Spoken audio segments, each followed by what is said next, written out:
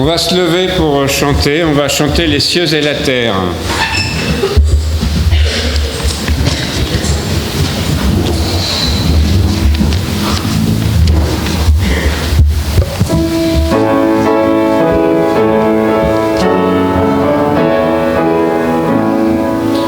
Les cieux et la terre célèbrent ton cœur, la gloire du Père, du Dieu créateur, qu'il est redoutable dans sa majesté, qu'il est admirable dans sa charité.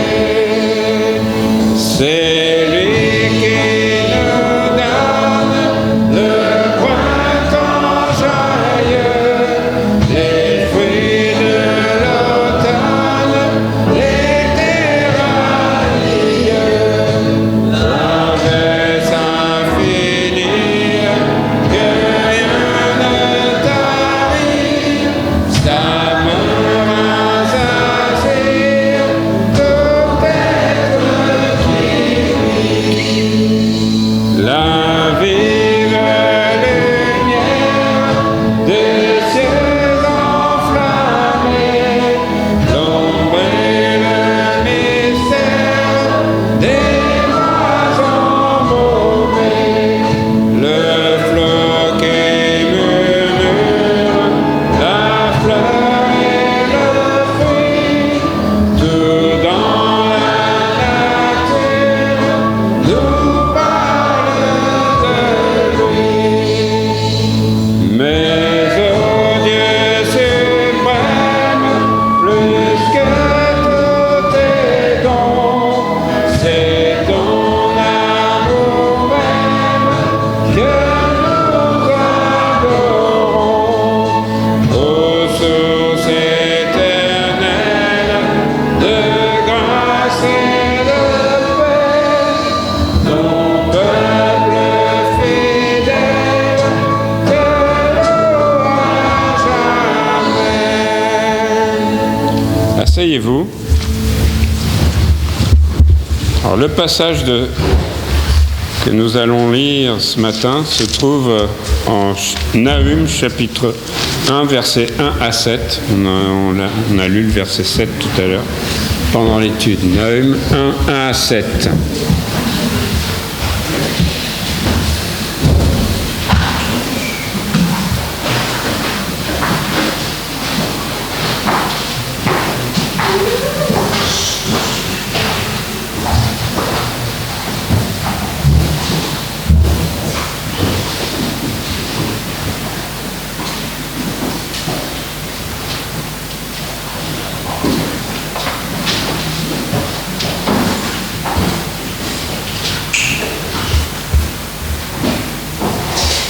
Commencera au verset 2. L'Éternel est bon. L'Éternel est un Dieu jaloux, il se venge. L'Éternel se venge, il est plein de fureur. L'Éternel se venge de ses adversaires, il garde rancune à ses ennemis. L'Éternel est lent à la colère, il est grand par sa force. Il ne laisse pas impuni. L'Éternel marche dans la tempête, dans le tourbillon. Les nuées sont la poussière de ses pieds. Il menace la mer et la dessèche. Il fait tarir tous les fleuves. Le Basan et le Carmel languissent. La fleur du Liban se flétrit. Les montagnes s'ébranlent devant lui et les collines se fondent. La terre se soulève devant sa face. Le monde et tous ses habitants. Qui résistera devant sa fureur? Qui tiendra contre son ardente colère? Sa fureur se répand comme le feu et les rochers se brisent devant lui. L'Éternel est bon. Il est un refuge au jour de la détresse. Il connaît ceux qui se confient en lui. On va prier maintenant. Oui Seigneur, tu es un Dieu juste, un Dieu qui est bon, mais un Dieu aussi de colère quand on se détourne de toi, Seigneur. Nous sommes bénis d'être dans ta maison. Nous sommes fiers, Seigneur, d'être ici et pas ailleurs, Seigneur. Aide-nous vraiment à avoir envie de te servir par nos vies, par notre témoignage, Seigneur, par nos paroles, par notre présence dans ta maison, par notre engagement pour toi et par la communion fraternelle, Seigneur. Merci pour ce qui a déjà été fait pendant l'étude et que tu bénisses aussi le message à venir. Nous savons que c'est ta parole qui est apportée. Et malgré, Seigneur, nos défauts, nos manquements, c'est ta parole qui est annoncée. C'est elle qui touche les cœurs, Seigneur. Nous citons souvent ce verset à juste titre, que ta parole ne revient jamais à toi sans effet, Seigneur. Qu'il en soit encore de même ce matin. Nous prions aussi pour ceux qui ont vraiment besoin de toi dans leur santé, Seigneur. Tu les protèges. Mais nous te remercions aussi pour la réponse à nos prières. Nous sommes contents d'avoir Élodie parmi nous ce matin, Seigneur. Tu réponds aux prières et nous le savons et nous le voyons au jour le jour, Seigneur. Bénis maintenant ce qui sera fait, les chants, mais aussi ton message qui va être annoncé, Seigneur. Je demande choses au nom de Jésus. Amen. Je vais laisser la place maintenant à la chorale.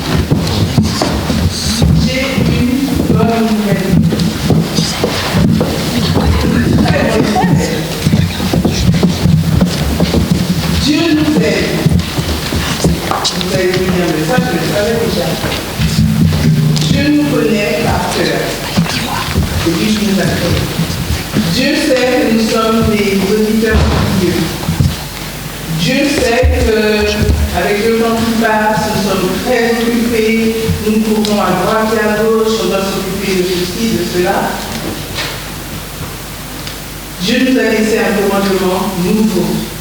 Aimez-vous les uns les autres, comme je vous ai aimé. Comment se manifeste cet amour? Parce que je peux dire, Bernadette, je t'aime. Ça ne mange pas de pain. Cet amour se manifeste à travers le pardon. Dieu sait que, en tant qu'être humain, nous avons des problèmes avec le pardon. C'est très facile de pardonner si je marche sur les pieds de Thiago. Oh, pardon, Thiago.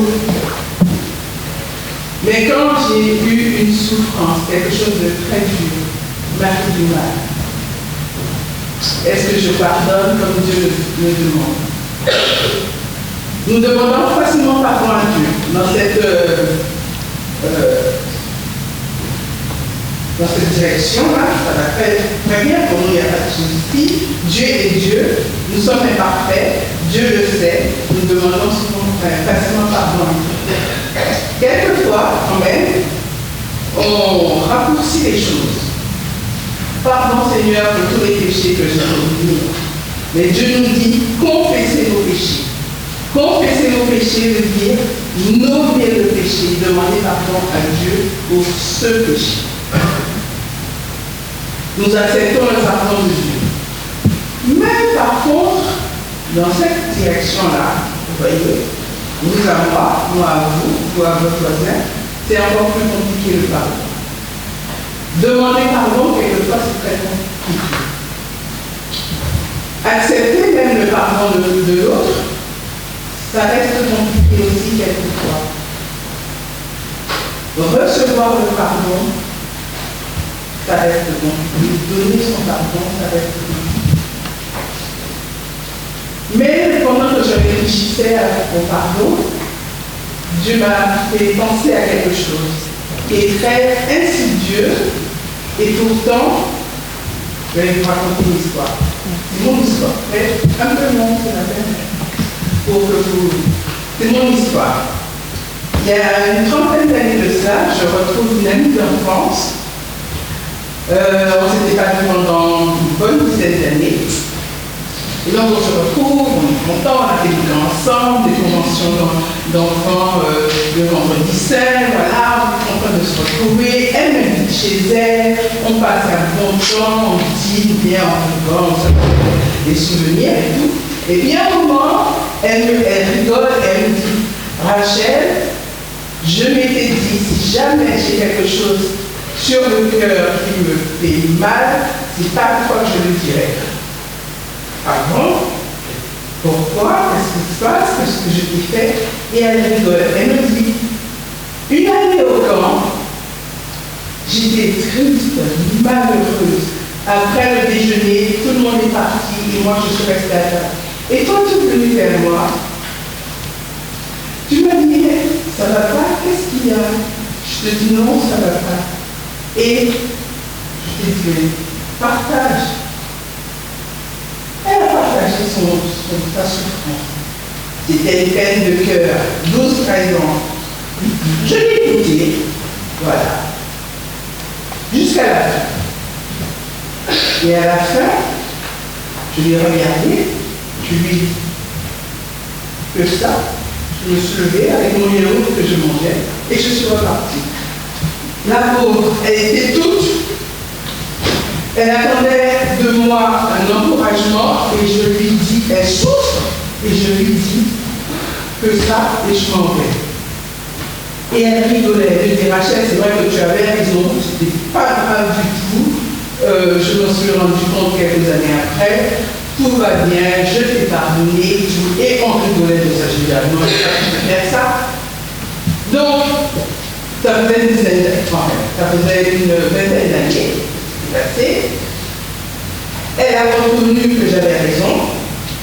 Elle m'avait déjà pardonné, j'aurais pu rester là. Tout va bien.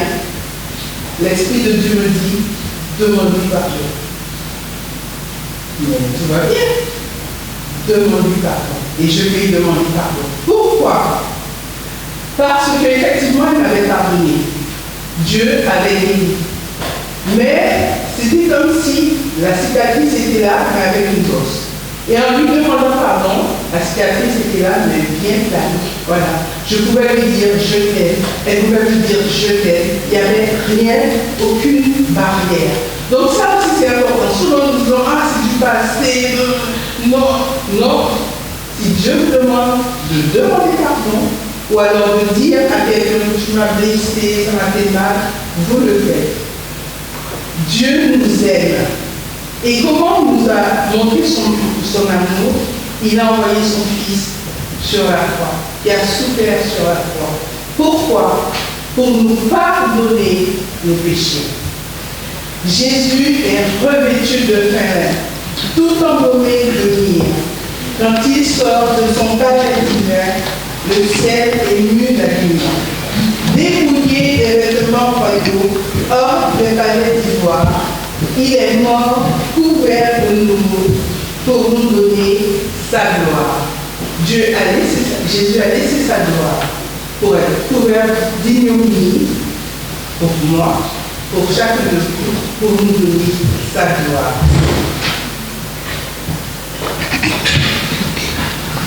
Go.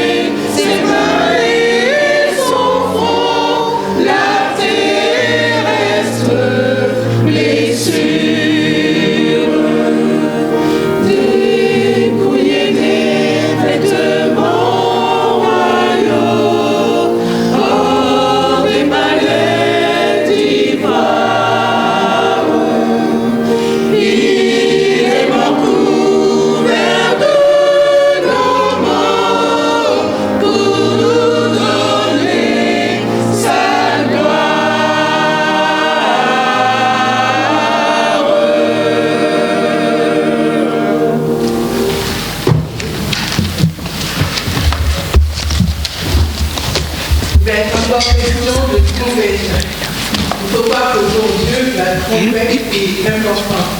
La trompette nous rappelle que Dieu nous parle. La trompette sonne sur notre pays. Rassemblez-vous les enfants. La trompette sonne sur notre pays. Rassemblez-vous pour prier ensemble. Le roi des rois établit son règne. Il prend possession de la terre entière. Et la trompette va sonner pour nous annoncer la venue de Christ, pour que ceux qui font partie de l'épouse puissent rencontrer l'époux. Le roi revient pour vous, le roi revient pour nous. La trompette sonne.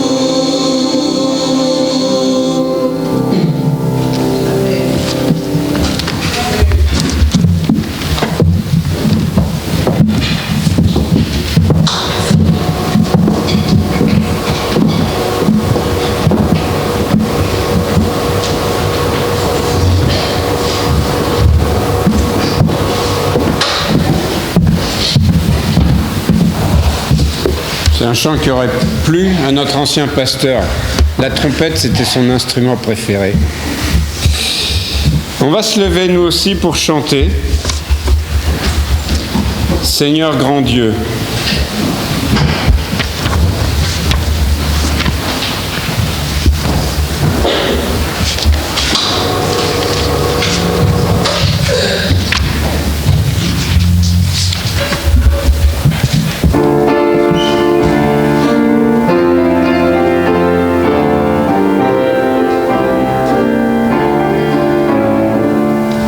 Seigneur grand Dieu, ton pouvoir est immense, Dieu des néants, surgit de l'univers. Rien ne subsiste que par ta puissance, soleil de flamme, nuit de lumière, le firmament et ses millions d'étoiles, tous obéissent au plus profond des cieux. Mon cœur s'émeut lorsque tu lui dévoiles ta majesté, ton pouvoir glorieux. Seigneur grand Dieu, profonde est ta sagesse qui se révèle dans ta création. Tu fais de nous malgré notre faiblesse, par ton esprit des adoptions. Le monde superbe et le roseau qui plie, tout éclaté dans gloire, mon Dieu des cieux. Plein de respect, mon cœur ému te prie, et je bénis ton saint merveilleux. Seigneur grand Dieu, ton amour est sublime, ton Fils ici-bas est révélé. Tu n'éteins pas l'union infime qui fume encore et ne peut plus brûler. Je t'ai lié par une chaîne infâme, tu l'as brisé sur la croix, mon sauveur. Pleurant d'amour, j'adore et je proclame ton sacrifice immense rédempteur. Asseyez-vous. On va chanter un nouveau chant, en tout cas pour moi. Merveilleux changement, le 206 pour moi, sur Célébrons Dieu. Alors, qu'est-ce qu'il connaît?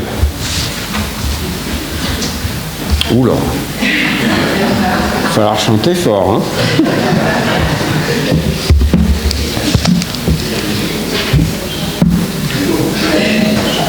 On va laisser... tu peux du coup nous faire la première strophe musicalement, comme ça vous allez vous le mettre dans l'oreille.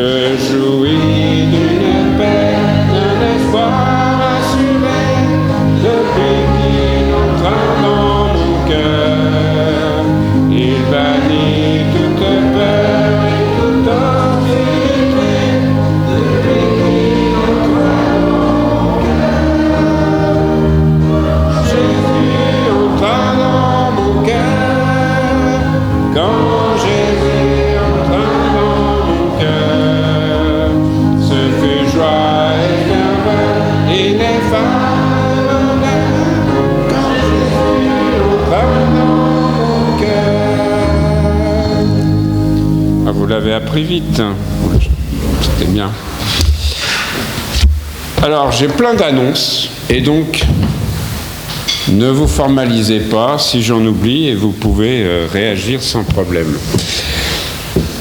Donc nous avons, vous avez vu maintenant, pour ceux qui sont déjà venus, à 9h30, il y a une réunion, il y a un moment de prière. C'est pas la réunion de prière, c'est un moment de prière le dimanche matin à partir de 9h30. Enfin, si vous venez en cours de route, faites-le silencieusement pour pas perturber. Mais donc ça fonctionne, j'ai vu. Donc si vous voulez venir, c'est un très bon moyen pour se préparer pour l'étude et le culte à venir, donc à 9h30. Sinon, donc à 10h, on a l'étude et à 11h, on a le culte. Ça c'est pour le dimanche. La réunion de prière a été déplacée à 19h et ça se passe bien, ça permet pour ceux qui doivent partir un peu plus tôt de pouvoir quand même prier. Donc à 19h, vous pouvez venir.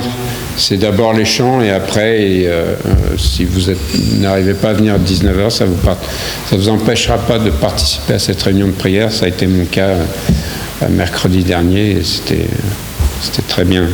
Si vous voulez, je le répète à chaque fois, mais c'est important et c'est vrai. Ça nous permet de connaître beaucoup mieux les besoins de notre Église et de les présenter au Seigneur et de prier les uns pour les autres et de connaître plus particulièrement les besoins des uns et des autres.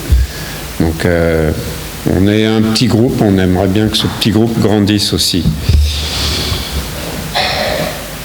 Il y a aussi donc, ça a repris, je sais que ça fonctionne, les groupes d'études des hommes et des femmes. Si vous voulez donc vous intégrer, vous pouvez me voir avec Cyril pour ce qui est des hommes et Natacha pour ce qui est des femmes. Et ça, je sais que les hommes, c'est a priori le vendredi, des fois ça se déplace, mais... Pas jeudi, là. Donc là, ça va être le jeudi. Est-ce qu'il y a parmi nous un visiteur? Est-ce qu'il y a quelqu'un qui est là pour la première fois? Soyez pas timide, faites-vous connaître. On est un peu nombreux aujourd'hui, donc j'aurais pu ne pas vous voir, non? On est entre habitués.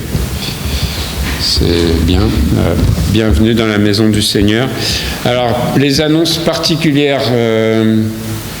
tu m'as fait... donc, Wesley me dit qu'à partir de la semaine prochaine, dimanche prochain, il commence les répétitions de Noël.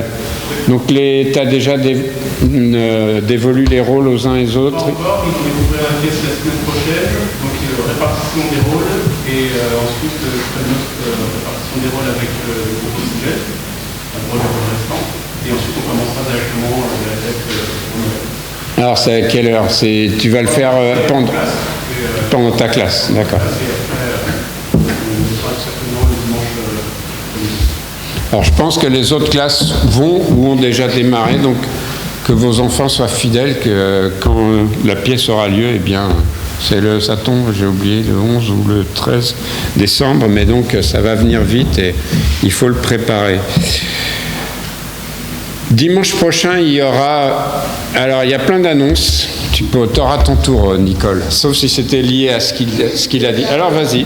Donc, je voulais dire aux moniteurs, monitrices, s'ils ont des besoins pour les costumes, les décors, je suis prête à leur rendre service, mais qu'ils s'y prennent pas trop tard.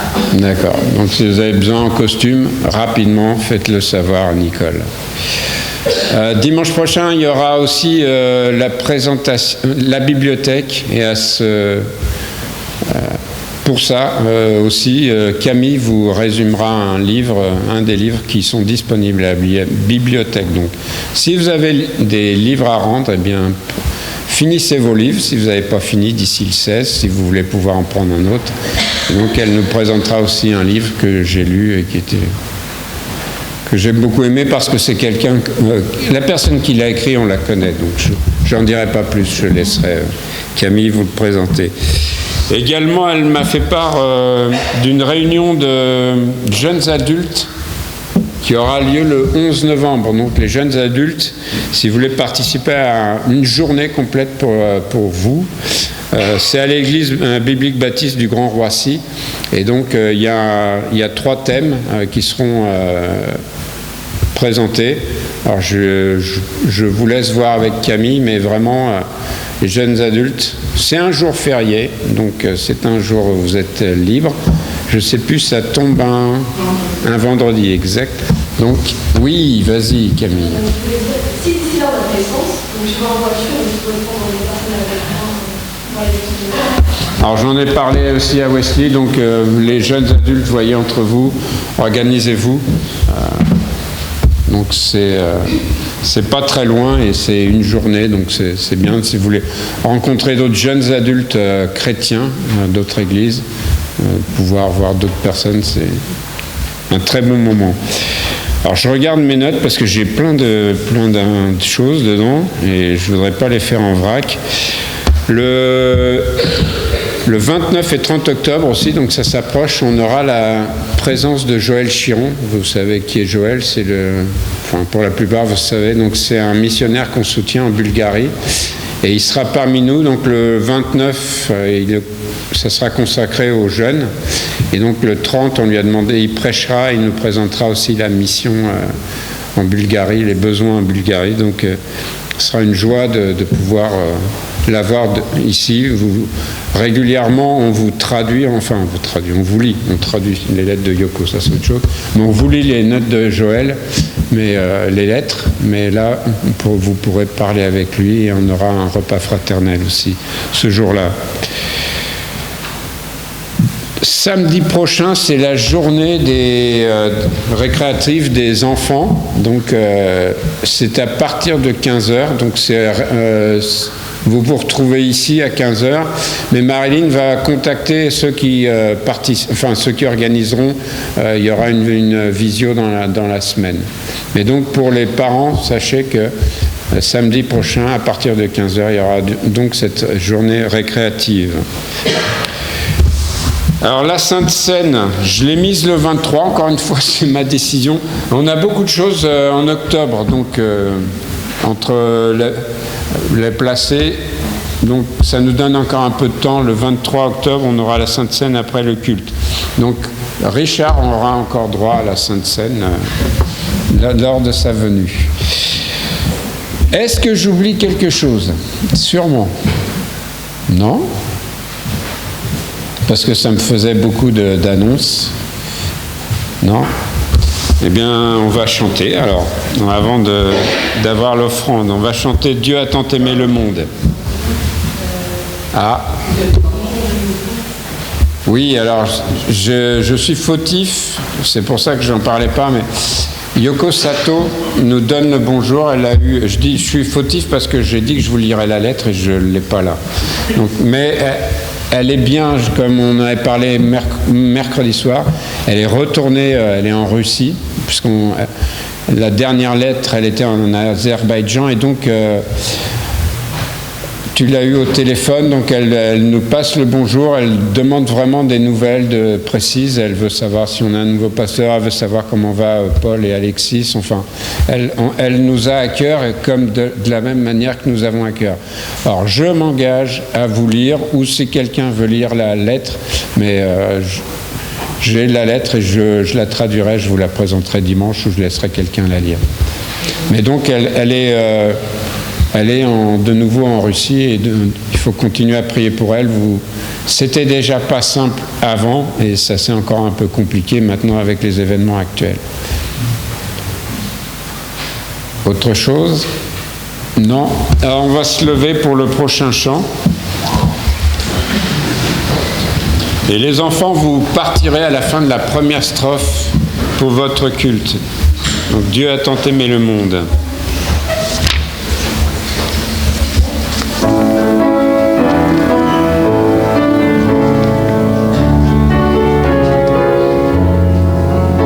On le chantera 2 fois.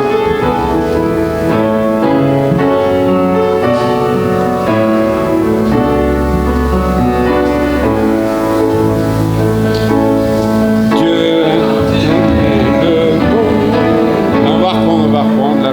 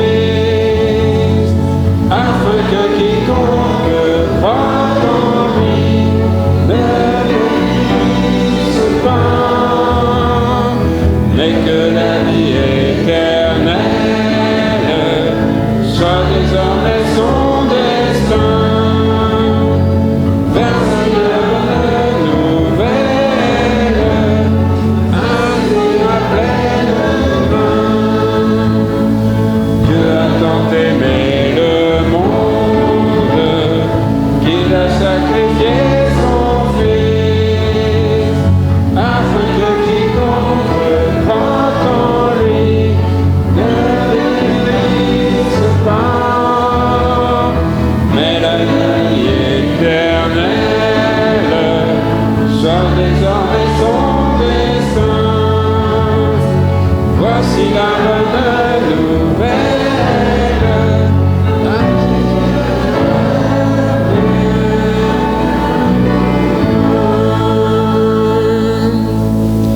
Asseyez-vous. Il s'est sauvé. Ah non, il est là. Je vais demander à Guy et à James de bien vouloir venir pour recevoir l'offrande.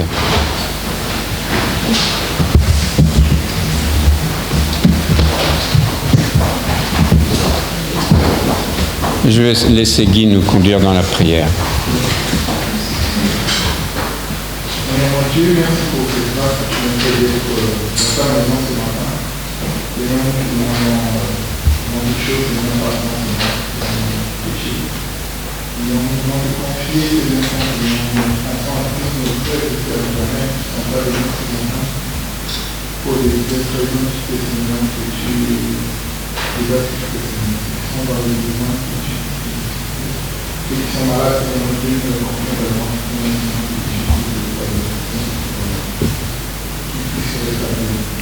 Et en bénissant les formes, bénissez le franc, les situations, les glorifions de la Amen.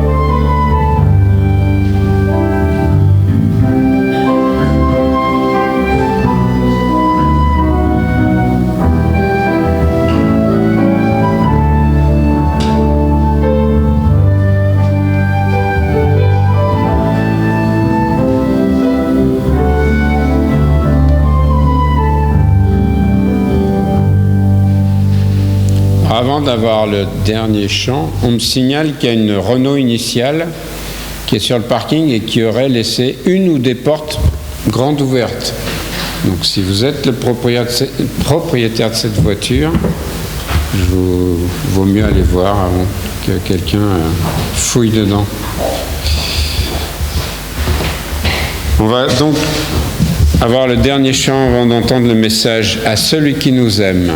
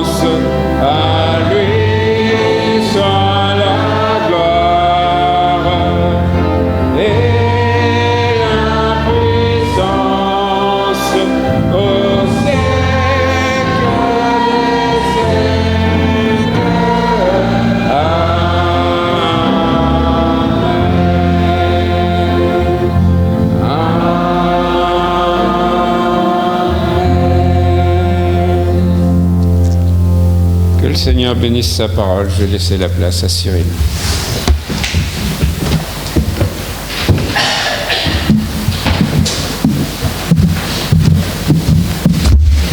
Bonjour à tous, content de vous voir nombreux ce matin. Vous avez traversé les virus se promènent parmi nous. Je rappelle que pour les jeunes qui sont volontaires d'entre 11 et 14 ans, vous pouvez éventuellement rejoindre Olivier. Voilà, il y en a une qui est partie justement, pour avoir une petite étude personnalisée. Continuez aussi à prier les uns pour les autres, comme le disait Thiago. Je pense notamment à la famille de Pulcherie. Et aussi Bartoli, j'ai vu Madame, je ne l'ai pas vu, donc il a toujours sa main qui l'empêche de conduire, je pense. Donc priez les uns pour les autres. Alors content de vous voir ce matin pour ce culte. Alors vu qu'on a eu un avant-culte, enfin un avant-message riche, là je regarde, sur le coup de 14h, 14h15, on devrait avoir fini, ça devrait aller. Non, mais je regarde ma montre quand même, parce qu'il est tard déjà. Alors, que notre Seigneur, ce matin, ouvre nos cœurs à entendre sa parole vivante, comme nous venons de le chanter, sa gloire, et que ce soit notre désir au plus profond de nous. Pas que nous venions par habitude dans sa maison, mais plutôt avec un cœur réellement disposé à le laisser transformer le nôtre et le modeler pour sa gloire selon sa volonté. Qu'il nous permette de porter du fruit dans nos vies, non par nos forces, et nous allons en parler ce matin, mais par sa grâce, que nous puissions être transformés et renouvelés par cet esprit qui habite en nous. Que nous puissions briller et représenter la lumière du monde autour de nous. Refléter son amour, cette œuvre qu'il a accomplie sur la croix pour nous racheter de cette vaine manière de vivre héritée de nos pères, la vie par la chair. Nous voulons renoncer à tout cela et vivre en nouveauté de vie par la foi. Et la Bible nous dit que c'est par des choses périssables, ce n'est pas par des choses périssables que nous avons été rachetés de notre manière de vivre, mais par le sang précieux de notre Seigneur. Le sang d'un agneau sans défaut, sans péché. Et un seul sacrifice pour nous pardonner en une seule fois pour tous les péchés de l'humanité.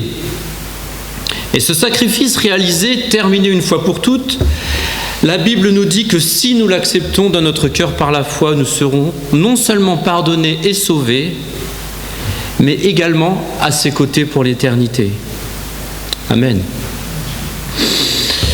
Merci Seigneur pour ce sacrifice d'un grand prix, pour moi, pour vous, pour toute personne qui le laissera entrer dans sa vie. La Bible nous dit également que nous sommes le sel de la terre, comme il est écrit, et ce sel, comme vous le savez, a cette propriété de conserver les aliments également.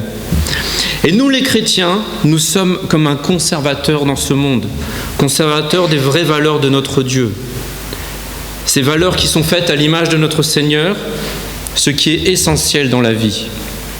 Nous sommes dans le monde comme des barrières, des garde-fous, car ce monde nous aveugle par la soif d'en avoir toujours plus, par ses tentations également. Et surtout,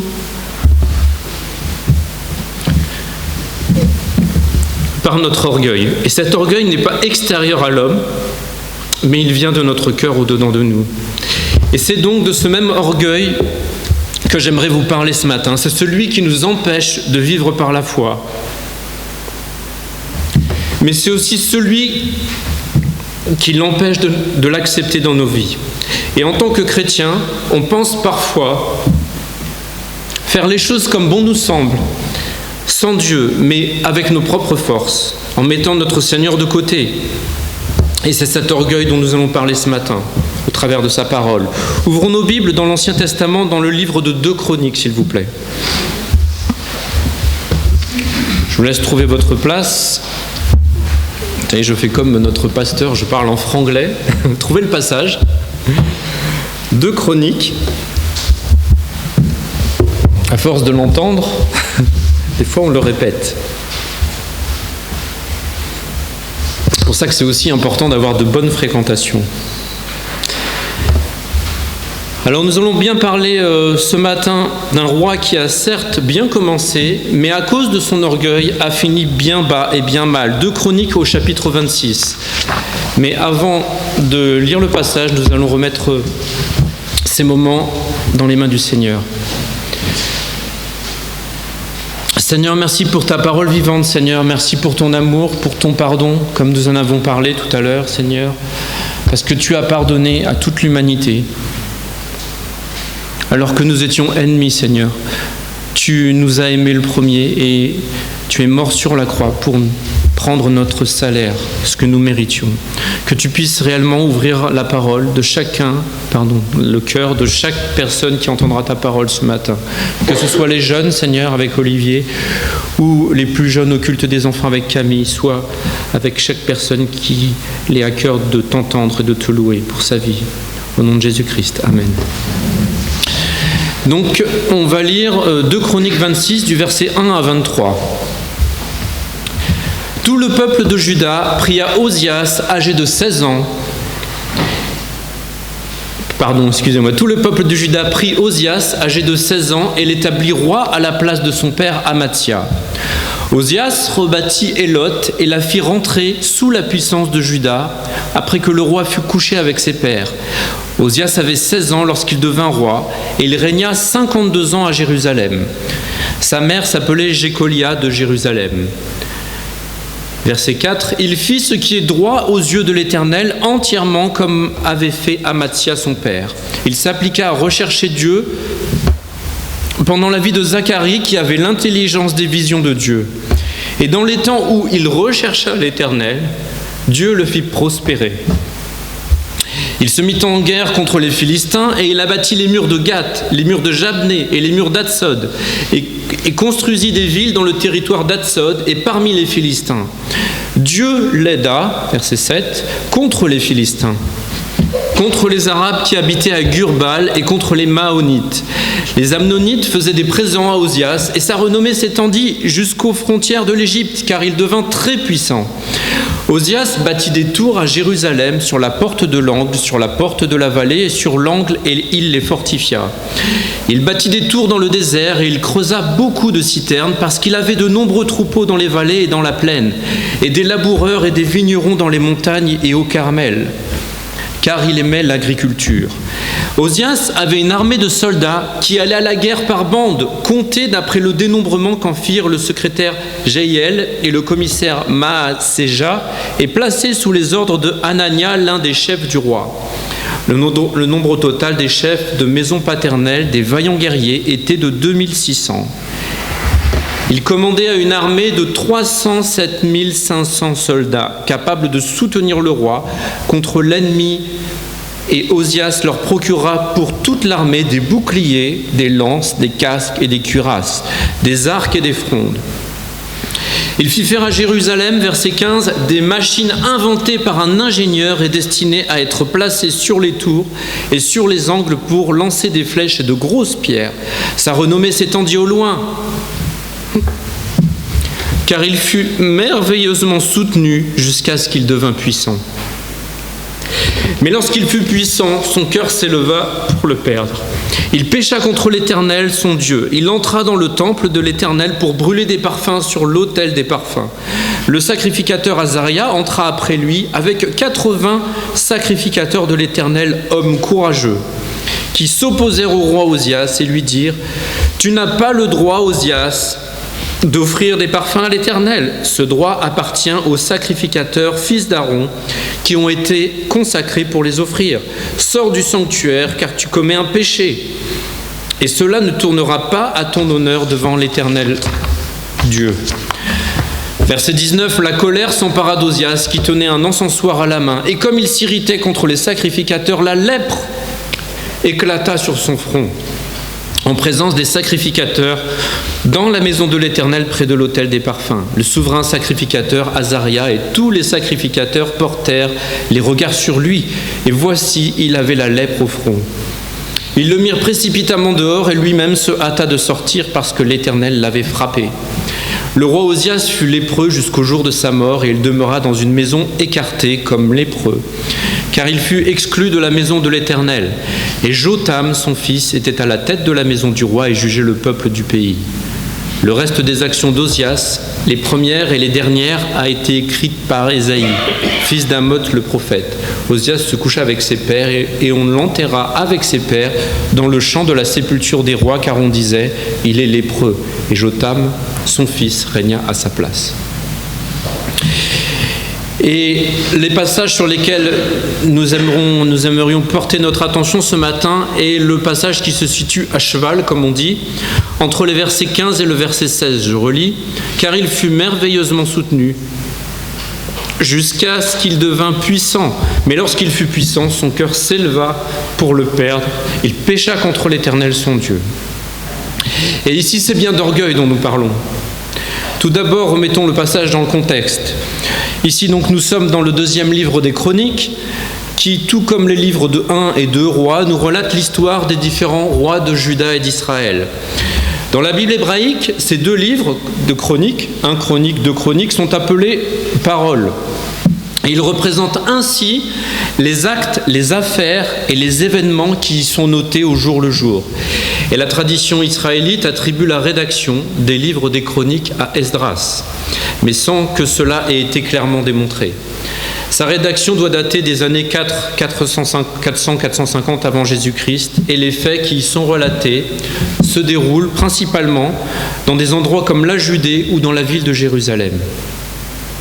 Et pour faire un focus sur ce 2e livre de Chroniques, il relate le règne du roi Salomon et les règnes des différents rois de Juda. Et pour notre passage, plus précisément, nous savons donc que ce roi Osias, dont il est question, était également appelé Azaria. C'est le nom que vous trouverez dans le livre des rois quand on parle de lui, mais il s'agit bien de la même personne. Et ce nom signifiait, que ce soit Azaria ou Osias, « l'Éternel est ma force ». Et il avait pour père le roi Amathia, qui lui était devenu roi à 25 ans, à l'âge de 25 ans, et pour grand-père le roi Joas, qui lui a été roi, vous vous dites 16 ans c'est jeune, mais son grand-père a été roi à 7 ans. Et donc son grand-père était le seul descendant survivant de la terrible reine Athalie. Cette reine qui tuait tous les héritiers pour ne rester qu'elle seule descendante et se faire s'autoproclamer reine. Méthode qui était, on peut dire, plutôt radicale, sans artifice. Une méthode qui ne faisait pas dans le détail. Elle avait tué tous les héritiers. Et donc, lui en était rescapé, son grand-père Joas. Et il suivit l'Éternel pendant le temps où il était sous tutelle et écoutait les sages conseils du souverain sacrificateur Jéhojada. Pendant ce temps-là, il suivait l'Éternel. Il avait même rassemblé de l'argent pour réparer le temple qui avait été détruit. Mais malheureusement, celui-ci s'était détourné de Dieu plus tard, lors de la mort de Jéhojada. Et il commença à pratiquer les rites des dieux cananéens. Et il a même participé à la lapidation du prophète Zacharie que le Seigneur avait justement envoyé pour le ramener dans le droit chemin. Et ce roi Joas fut d'ailleurs lui-même plus tard tué dans ses derniers jours lorsqu'il était malade sur son lit pour venger cet acte meurtrier envers Zacharie. Mais surtout parce que le prophète Zacharie en mourant avait invoqué une malédiction divine sur le roi. Et depuis que Zacharie était mort et que le roi faisait ce qu'il voulait, bien sûr, le Seigneur était irrité, le peuple n'avait plus ses terres et ils étaient soumis à d'autres personnes. Et il s'était dit justement qu'en tuant ce roi qui avait désobéi à Dieu, peut-être il pourrait récupérer une certaine prospérité et tranquillité dans le pays. Le fils de Joas, quant à lui, donc là c'est le père de Osias, donc Amathia il s'appelait. Lui, dès que son autorité fut fermement établie, il fit mettre à mort les assassins de son père, mais il épargna leurs enfants selon la loi de Moïse, et c'est là qu'on voit qu'il respectait le Seigneur. Deutéronome 24:16 nous dit en effet, on ne fera point mourir les pères pour les enfants, et l'on ne fera point mourir les enfants pour les pères, on fera mourir chacun pour son péché. Donc il avait tué les meurtriers de son père, mais pas les enfants de ses meurtriers. Et la Bible nous dit également que Amathia partit en guerre contre les Édomites selon l'ordre d'un homme de Dieu et les vainquit. mais celui-ci rapporta malheureusement des idoles de la bataille dans le pays. Puis mal conseillé, il provoque un combat inutile contre le roi d'Israël, puisque lui était roi de la tribu de Juda, et il les fait prisonniers dans cette bataille. Et malgré son évasion, 12 ans plus tard, il fut rattrapé et assassiné à son tour. Quelle triste descendance!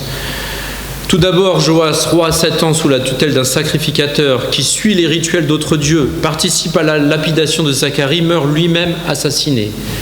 Puis Amathia, qui fut roi à 25 ans, ramène des idoles, des conquêtes que Dieu lui avait permises dans le pays. Il se fait tuer sur son lit parce que ses ennemis le poursuivaient. Et donc par la suite, nous voyons que le peuple établit le fils de cet homme, Amathia, et donc il établit Osias, et il devient à son tour roi, à l'âge de 16 ans. Et il paraît évident ici qu'Amathia n'avait fait aucun plan pour sa succession, car Osias a été élevé au rang de roi alors qu'il était son plus jeune fils.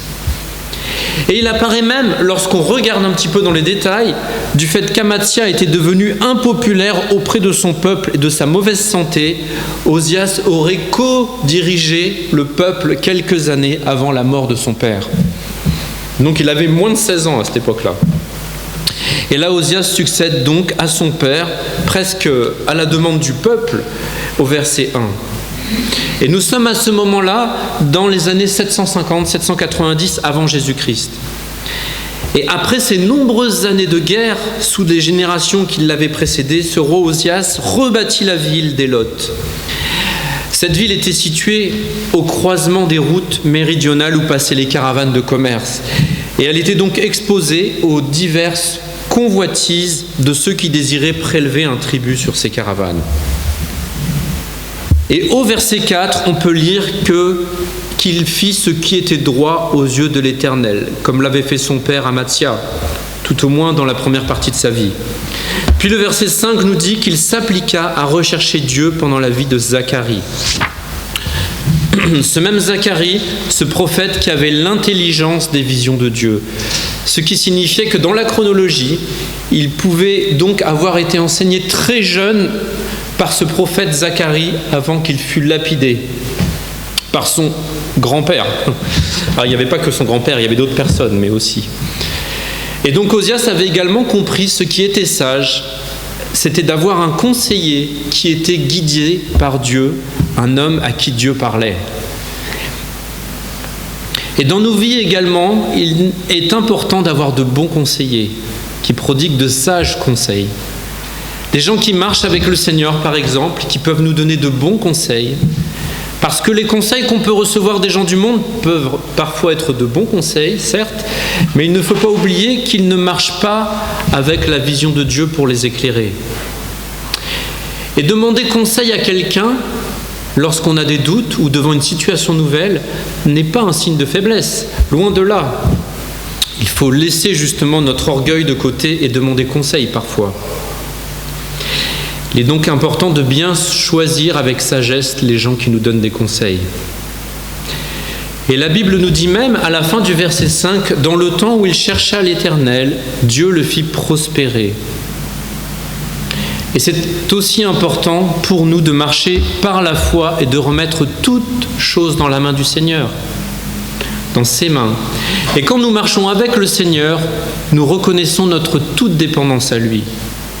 Quand nous avons foi en lui, quand nous lui faisons confiance, quand nous lui obéissons, il nous fait prospérer, tout comme Osias. Et nous pouvons donc à ce moment-là voir réellement la main du Seigneur. Et pour voir la main du Seigneur dans nos vies, il faut réaliser notre dépendance au Seigneur. Et en particulier, pour voir cette main dans nos vies, il faut réaliser notre dépendance au Seigneur. Excusez-moi, je reprends. Pour voir cette main donc du Seigneur dans nos vies, il faut tout d'abord réaliser que nous sommes au creux de sa main. Et dans ces cas-là, nous ne pouvons pas la voir de plus près. Réaliser que nous ne pouvons rien faire sans lui, sans son aide. C'est en obéissant au Seigneur, en comptant sur lui.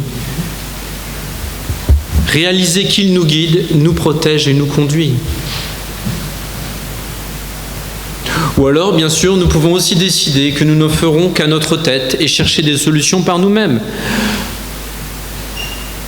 Essayer d'arranger les choses, résoudre les épreuves que nous rencontrons tout seuls. Et nous puisons nos forces encore et encore, inlassablement, et cela nous fatigue parfois. On fait avec nos solutions pour mener notre vie comme nous le voulons. Et dans ce deuxième cas, nous ne pouvons pas voir sa main d'aussi près, distinctement, et connaître sa volonté de façon claire et limpide. Et quand nous comprenons sa volonté, nous pouvons passer notre temps à chercher. Quand nous ne comprenons pas sa volonté, nous pouvons passer notre temps à chercher et chercher encore. Et oui, parfois, vous savez, il n'y a pas que le peuple d'Israël qui tournait en rond dans le désert. Cela peut nous arriver aussi. Dans ces conditions-là, il ne faut pas nous étonner de chercher, tourner et tourner encore, sans trouver d'issue dans les situations qui nous tracassent, ou pour trouver sa volonté divine pour nos vies. Nous nous sentons à ce moment-là comme perdus à tourner en rond. Retournons donc vers le Seigneur et rapprochons-nous de sa main pour la voir de tout près. Il connaît toutes choses et nous éclairera. Il nous guidera, car il sait ce qui est bon pour nous, pour chacun de nous. Faut-il lui laisser la place dans nos vies? Et c'est cela aussi l'orgueil, penser que nous pouvons faire à l'aide de nos propres forces sans lui. Et on voit donc pour notre roi Osias, dans le passage, qu'il ne prospéra point tout seul, mais Dieu le fit prospérer, et cela dans tout le temps où il rechercha l'Éternel, son Dieu, nous dit le verset 5. Et ce peuple de Juda avait beaucoup perdu dans le passé pendant toutes ces guerres du temps de la famille d'Osias. Et Dieu avait envoyé les prophètes à plusieurs reprises pour amener le cœur des différents rois et du peuple à lui, mais en vain. Y a-t-il des gens, des prophètes que le Seigneur nous envoie pour nous ramener dans le bon chemin parfois ? Je suis sûr que ça arrive. Est-ce qu'on les écoute ? C'est la question. Et notre roi Osias se met alors en guerre contre les Philistins. Son père et son grand-père avaient été également des hommes de guerre fameux. Il abattit les murs de Gath. Gath était une des 5 plus grandes villes des Philistins à laquelle appartenait certainement Goliath.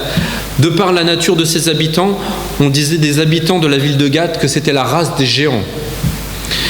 Et les murs de Jabné également, il les abat, et les murs d'Asdod. Donc là, cette ville-là, Asdod, je vais y arriver, c'est la ville siège du culte de Dagon, où si vous vous souvenez dans les Écritures, on trouve que les Philistins avaient pris et mis l'arche de l'Alliance dans le temple de Dagon, avant d'être frappés de nombreuses malédictions. Il construisit des villes par la suite dans le territoire d'Asdod, parmi le peuple des Philistins. C'est-à-dire qu'il avait repris du terrain, on le voit malheureusement en ce moment sans cesse dans les informations, il avait reconquis du terrain et il construisait une nouvelle ville au milieu du terrain qu'il avait reconquis. On peut dire qu'il ne manquait pas d'audace, ce roi. Cependant, c'est grâce à la main de Dieu qu'il pouvait accomplir de tels prodiges. Et c'est ici donc une période de reconquête pour le peuple de Juda, et ce, grâce à l'aide du Seigneur.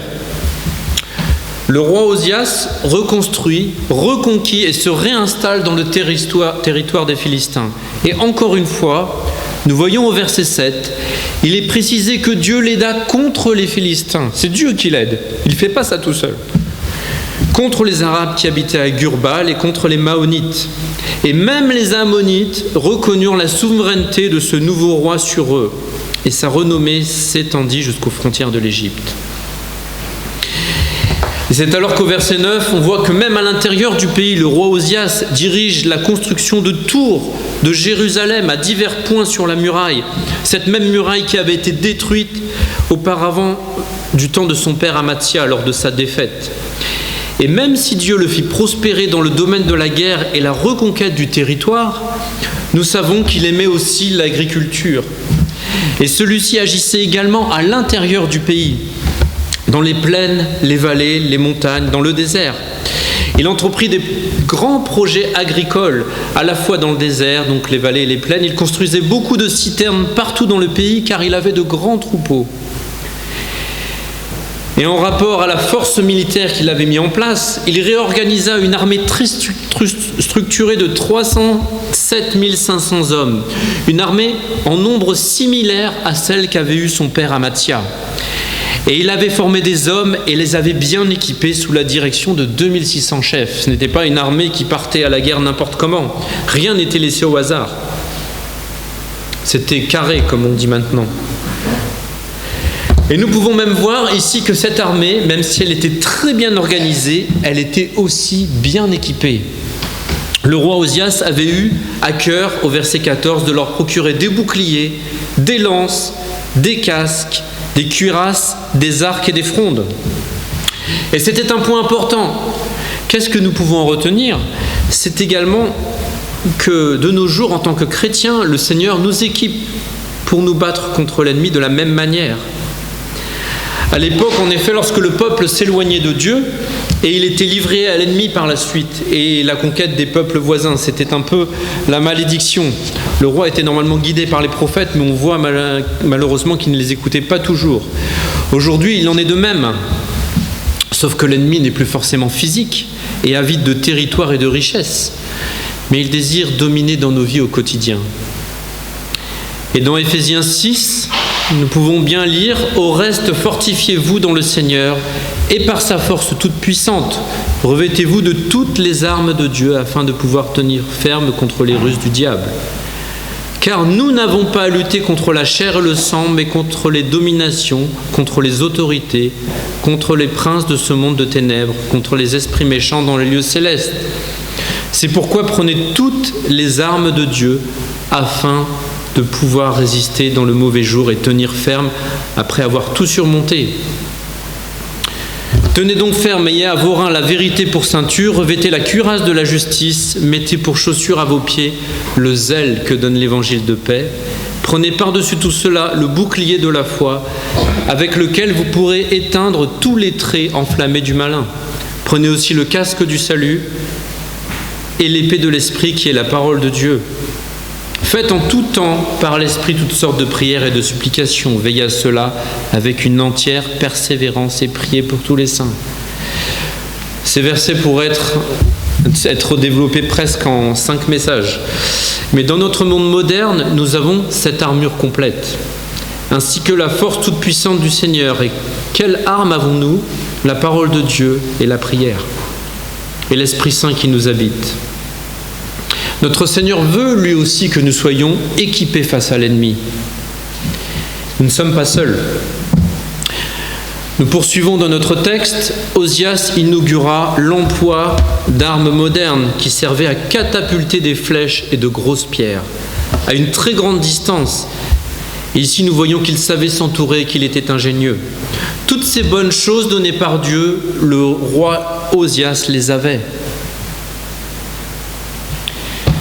Mais cela a fini par lui monter à la tête, je dirais, selon l'expression que nous connaissons.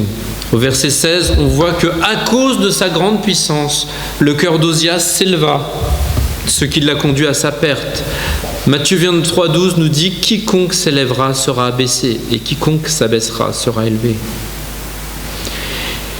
Et ici, nous voyons apparemment qu'il commençait petit à petit à ne plus mettre sa confiance dans le Seigneur pour le rendre prospère, mais compter sur ses hommes et ses armes plutôt que sur l'Éternel. La Bible nous dit même qu'il osa offrir de l'encens sur l'autel des parfums lui-même, ce qui représentait un sacrilège violant la loi. Cette fonction était en effet, comme on le voit, réservée uniquement aux sacrificateurs. Et celui-ci fut sévèrement condamné par les 81 sacrificateurs courageux qui sont venus. Et on peut voir que s'ils sont venus en force, en effet, ils allaient parler au roi, certes, mais cela nous montre aussi, s'ils étaient venus à plusieurs, certainement que ce roi devait avoir pris une certaine assurance, comme nous le dit la Bible, mais aussi une bonne dose d'orgueil. Il n'y en a pas un ou deux qui sont venus, ils étaient 81. Et vous savez, cet orgueil qui nous emmène à toujours avoir raison. Nous avons entendu parler du pardon et on est totalement dans le même sujet ici. Cet orgueil qui nous emmène à avoir raison, à ne pas reconnaître nos torts alors que nous n'avons pas toujours raison, et en particulier lorsque on a des différends, n'est-ce pas? Est-ce que je suis le seul à l'avoir expérimenté? Je ne pense pas. Au verset 18, donc ces sacrificateurs s'opposent à Osias en lui disant « Tu n'as pas le droit, Osias, d'offrir des parfums à l'Éternel. Ce droit appartient aux sacrificateurs, fils d'Aaron, qui ont été consacrés pour les offrir. Sors du sanctuaire car tu commets un péché. » Et ils voyaient juste en disant cela. Et ils ajoutent « Cela ne tournera pas à ton honneur devant l'Éternel Dieu. » Et ils disaient vrai, en effet. Ces paroles étaient empreintes de sagesse. Et une fois de plus, ce sont les sacrificateurs qui conseillaient, dirigeaient et tentaient de guider le roi dans ce qui était droit devant l'Éternel. Et le roi Osias aurait pu dire à ce moment-là, parce que pour l'instant, Dieu ne l'avait pas touché. En effet, qu'ai-je fait? J'ai commis une erreur. Il faut que je demande pardon sincèrement, au moins à mon Dieu. Amener des sacrifices, je me repens. Vous pouvez me demander pardon aux sacrificateurs, mais ça devait peut-être être compliqué, c'était le roi, donc voilà. Mais il n'a eu aucun regret. Nous avons parlé il y a quelques semaines de Judas qui avait eu des regrets, mais qui n'avait pas eu une attitude de repentance. Mais ici, on voit que le roi Osias n'a pas de regrets. Il s'est mis en colère contre les sacrificateurs alors qu'il était orgueilleux dans le péché. Nous lisons dans 1 Pierre 5, 6, « Humiliez-vous donc sous la puissante main de Dieu, afin qu'il vous élève au temps convenable. » Et Osias avait eu ce moment où il avait été élevé, soutenu, aidé. Dieu l'avait fait prospérer. Mais là, il l'avait bien changé. Et cela n'a pas été son choix de demander pardon à Dieu. Verset 19, nous voyons que la colère s'empara du roi Osias, qui tenait d'ailleurs son encensoir à la main pour faire son sacrifice. Alors, on n'a pas le détail, mais peut-être on nous précise qu'il avait l'encensoir à la main parce qu'il a jeté contre les sacrificateurs, on ne sait pas. Ce qui est certain, c'est que quand ils lui ont dit cette vérité, il était en colère. Et là, malheureusement pour lui, il va porter les fruits de son péché. Et cela ne va pas se passer dans 2 heures, dans 5 jours ou dans 2 semaines, mais c'est immédiat. La lèpre éclate alors sur son front en présence des sacrificateurs dans la maison de l'Éternel, près de l'autel des parfums. Et c'est ici la justesse du reproche des sacrificateurs qui apparut aussitôt lorsque son front se couvrait de la lèpre. Dans ce cas-là, on peut dire que c'est eux qui avaient raison. Et je pense qu'à cet instant, le roi Osias a dû comprendre son erreur, mais il était trop tard. Tout le monde portait le regard sur lui et le mirent précipitamment dehors, et lui-même se hâta de sortir parce que l'Éternel l'avait frappé. Proverbe 16-18 nous dit « L'arrogance précède la ruine, et l'orgueil précède la chute. » Et c'est ce qui s'était passé pour Osias. Ce proverbe avait bien été vérifié. Et dans la Bible, la lèpre est toujours la signification du péché, et rien ne peut être impur dans le temple, et d'autant plus près de l'autel. Et nous pouvons malheureusement dire qu'il a mal fini, puisqu'au verset 21, on voit qu'il a été lépreux jusqu'au jour de sa mort. Et il demeura dans une maison écartée en quarantaine comme lépreux, car il était exclu de la maison de l'Éternel. Il y avait bien un rituel pour les guérisons de lépreux, mais nous avons vu que le peu de lépreux qui ont été guéris dans l'Ancien Testament se comptait sur les doigts d'une main. Jésus a guéri beaucoup de lépreux, mais lui, il est resté lépreux jusqu'à la fin de ses jours. Et donc c'est son fils Jotham qui était à la tête de la maison du roi et jugeait le peuple du pays, tandis que lui restait roi, mais lépreux isolé. Osias se coucha avec ses pères et on l'enterra avec ses pères dans le champ de la sépulture des rois, car on le disait lépreux. Et même dans sa mort, il fut isolé à cause de sa maladie. quand on fait quelques recherches, on réalise qu'il a bien été enterré dans le champ des rois de ses ancêtres, mais pas avec les rois. Osias vécut 52 ans et mourut en 734 avant Jésus-Christ. Et il a été retrouvé par les archéologues une plaque d'un ossuaire en pierre calcaire qui datait du 1er siècle après Jésus-Christ, c'est ce qu'ils ont indiqué. Elle a été retrouvée à Jérusalem et ils ont retrouvé les inscriptions suivantes dessus. Ici furent amenés les ossements d'Osias, roi de Juda, ne pas ouvrir. Et si les mots ne pas ouvrir ont été apposés sur cette plaque, c'est sans doute à cause de la lèpre dont il avait été frappé. Donc ces ossements auront été regardés comme impurs et il a été enterré dans le champ de la sépulture des rois, mais pas dans la même sépulture des rois. Et donc son fils règne à sa place. Et ce roi est tombé donc bien bas.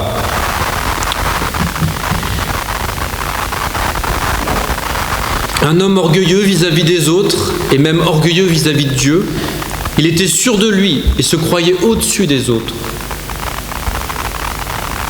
Et sa lèpre, découlant directement de son péché, devait lui donner à réfléchir et à se rendre humble. Il ne pouvait plus se glorifier vis-à-vis de son entourage puisqu'il était tout seul dorénavant, isolé, mis à l'écart. Et parfois, il en est également de même dans nos vies. Nous nous glorifions d'une chose que le Seigneur a permise, nous a donnée. Nous voulons absolument avoir raison. Nous voulons faire justice nous-mêmes. Nous sommes rebelles à demander pardon si nous avons offensé quelqu'un. Nous oublions la présence de notre Seigneur dans nos vies et comptons sur nos forces. De plus, les signes d'orgueil sont bien souvent mal vus par les autres et nuisent à notre témoignage. Qui aime les gens orgueilleux? Mais restons humbles en remettant toutes choses au Seigneur qui s'occupera de faire justice, qui nous élèvera en temps convenable et qui connaît toutes choses. Reconnaissons-nous comme entièrement dépendants de lui chaque jour, à chaque instant. Nous allons maintenant nous lever pour le cantique d'appel, s'il vous plaît.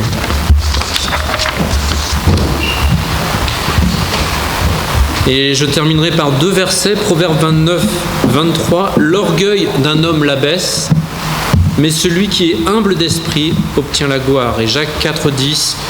Humiliez-vous devant le Seigneur et il vous élèvera.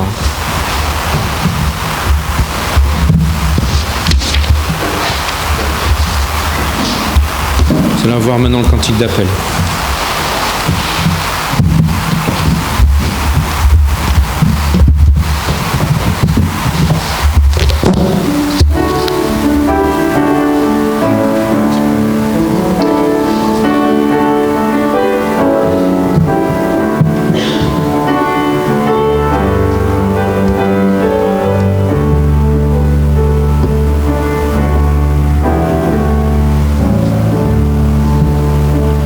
Je